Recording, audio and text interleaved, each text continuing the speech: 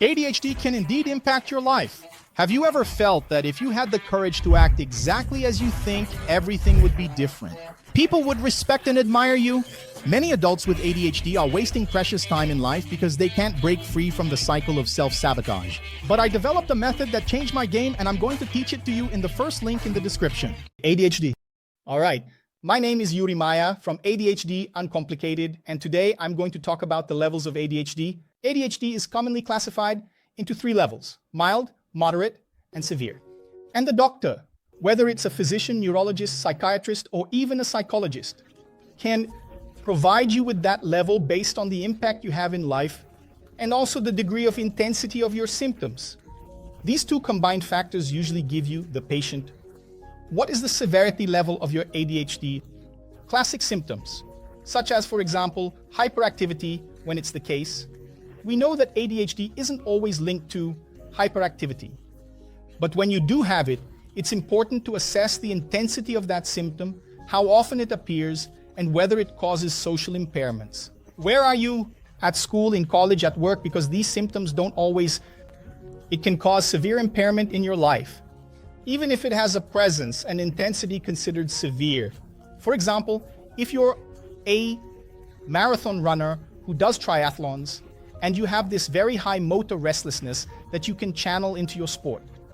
Naturally, what would be a problem in another environment that requires silence, concentration, slowness, repetitive work? You won't have that problem, so it won't cause as many issues. So let's say that ADHD, in your case, even though you have hyperactivity considered severe, it wouldn't be that severe because the impacts wouldn't be significant in your life. Another classic symptom that appears in almost all cases of ADHD is the presence of inattention, difficulty in maintaining sustained attention. This happens very often. This even predicts the amount of medication you'll need to take, which the doctor prescribes for you.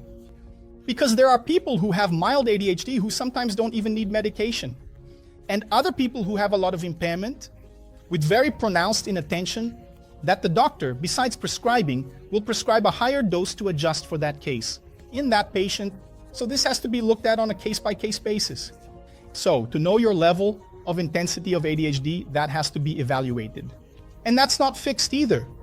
This can change throughout life, not just because of your brain maturation, because we know that a person with ADHD has their brain and important portions of their brain, like the prefrontal cortex, this part here at the front, it takes a bit longer to mature than the average neurotypical. So let's say that a person with ADHD's brain can take until about 25, maybe 30 years of age to fully mature.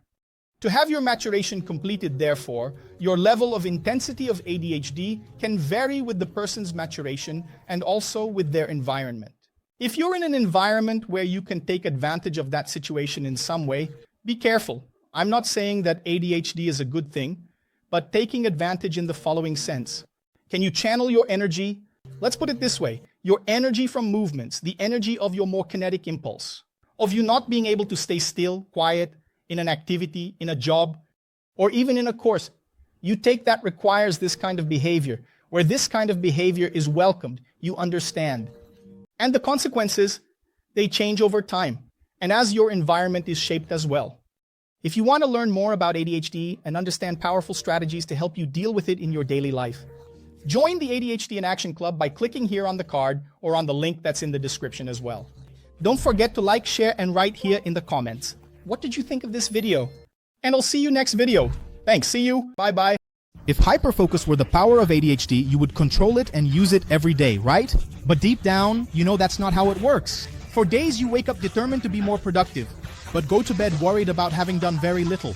I created a method that helps me get around this. And you can also learn in the first link in the description